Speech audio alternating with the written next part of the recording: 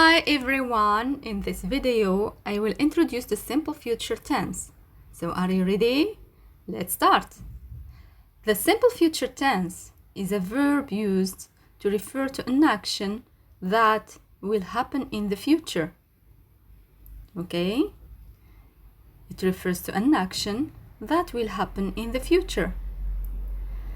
So look here at the timeline. We have the simple future. Here are some time expressions used with the simple future. For example, tomorrow, next week, next year, next month, next Monday, etc. So pay attention here for days. We don't say next day. We say next Monday, next Tuesday. Okay, we use the name of the day. There are many ways to talk about the simple future.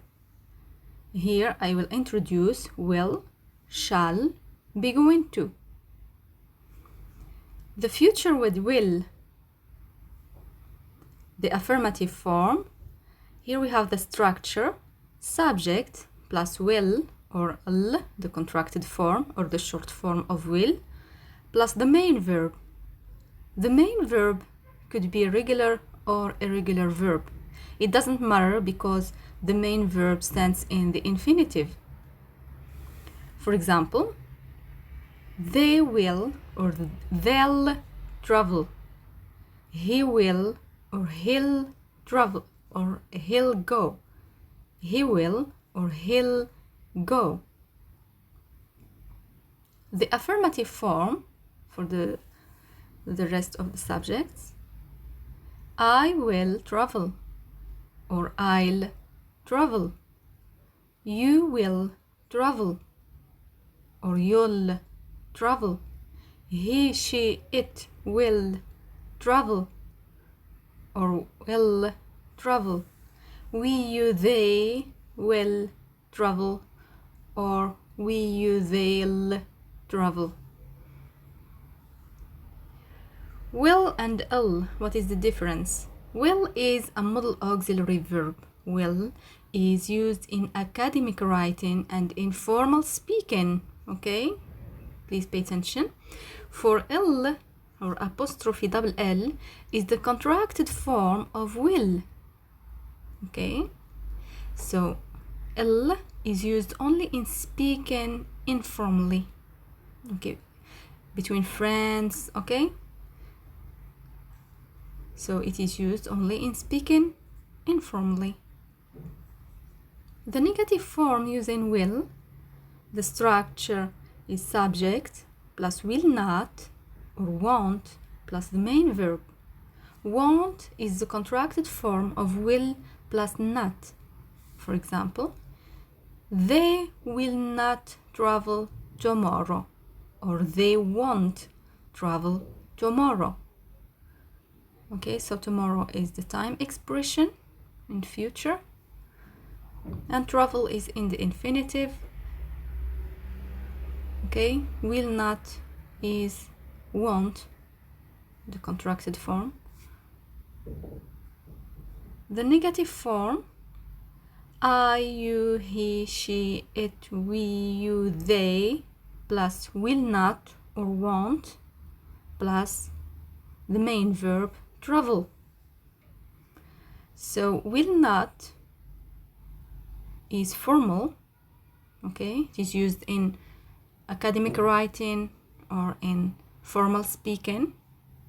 For won't, we use it in informal speaking, for example, between friends. So here, pay attention. We have won't with on apostrophe t, which is will plus not. And we have verb to want with ant.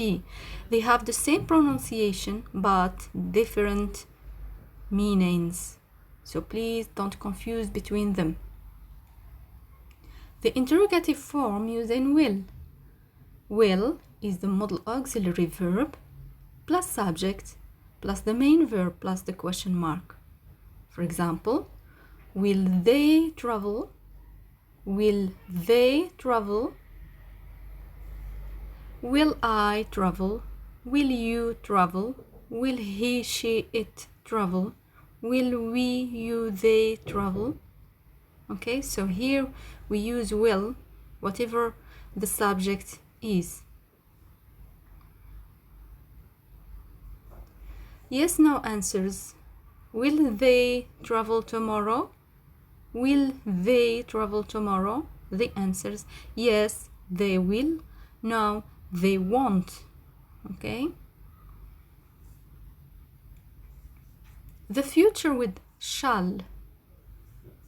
Shall is also a modal auxiliary verb. It is used instead of will, but only in the interrogative form. It is used to create a polite question, okay, to express offer or suggestion something. Shall is more formal and more polite than will. Shall is used only with I and we. Okay, so please pay attention. Shall is a modal auxiliary verb. It is used in interrogative form, and it expresses polite. It expresses offer or suggestion something. Okay, it is more polite than will and more formal than will, and it is used only with I and we. The interrogative form with shall I plus main verb, or shall we plus main verb. For example, shall I begin the lesson? This is a suggestion. Shall I begin the lesson? Okay, we start the sentence with shall plus subject plus the main verb in the infinitive plus the object, which is the lesson. Okay, so in this sentence we express suggestion. Shall we go out for a meal? Shall we go out for a meal? This is an invitation. Okay, that's why we use shall. Yes, no answers. Shall we begin the lesson? Yes, we shall. No, we shan't. Shan't is shall plus not. It is the contracted form. The future using be going to. The affirmative form is subject plus be going to plus the main verb. Okay, in this structure we just conjugate be. It becomes either is or are, depends on the subject. For example, he is or he's going to visit his family in London next summer. He is or his. His is the contracted form of is. It is the short form. Going to visit his family in London next summer. Next summer is the time expression in future. The affirmative form. I am or am going to meet. He, she, it is or is going to meet. You, we, you, they are or are going to meet. The negative form using be going to. The structure is subject plus be plus not plus going to plus the main verb. Okay, so here we just add not and we conjugate only be. It becomes is or are. For example, he is or he's not going to visit his family in London next summer. He is or he is not going to visit his family in London next summer. Okay. The negative form, I am or am not going to meet. He, she, it is or is not going to meet. We, you, they are or are not going to meet. The interrogative form, the structure is be plus subject plus going to plus the main verb plus the question mark. Okay, we conjugate just be to get is or are. It depends on the subject plus going to plus the main verb plus the question mark. For example, is he going to visit his family in London? Is he going to visit his family in London? the interrogative form. Am I going to meet? Is he, she, it going to meet? Are we, you, they going to meet? Yes, no answers. Is he going to visit his family in London? Yes, he is. No, he isn't. Or he's not. Okay? So, to form the answer, we just make use of is and he. Okay?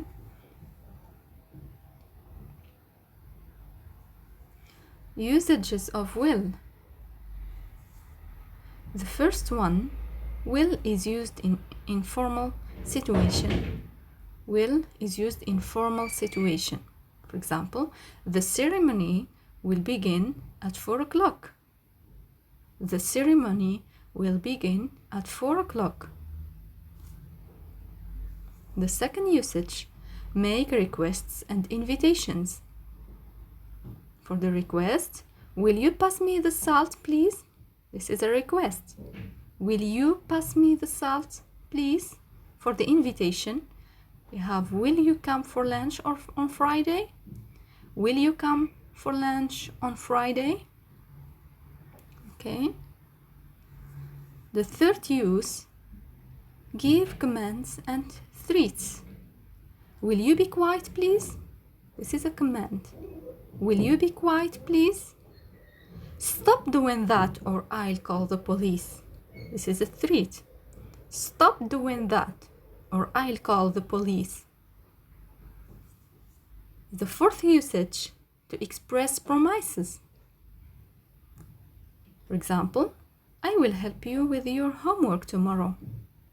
Okay, this is a promise. I will help you with your homework tomorrow. The second example, I'll be there for you, don't worry. I'll be there for you, don't worry. The fifth usage is to express offer and refuse to do something. For example, the phone is ringing. I'll answer it. This is an immediate decision. Okay? The phone is ringing. I'll answer it. This is an offer. No, I will not or I won't help you with your homework. This is a refuse. Okay? No, I will not or I won't help you with your homework. The sixth use is making predictions about future. Okay? Something that we don't know that it's true, but we think that it will happen. So for example, I think people will not have enough water to live in 2014. So just I think. I'm not sure, but I think it will happen. I think people will not have enough water to live in 2014. My football team will win the match. Okay?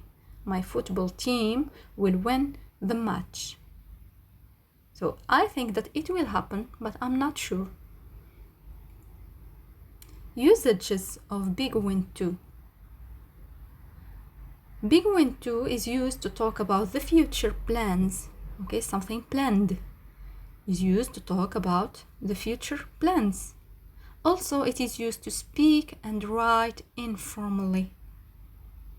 Also, it is used to speak and write informally, for example, between friends. Okay, so let's see the example. I am going to meet my friend tomorrow. I am going to meet my friend tomorrow. You are going to meet your friend tomorrow. Okay, we conjugated just be. I am, you are, he is, etc. So I am going to meet my friend tomorrow. So thank you for your attention and see you in the next video.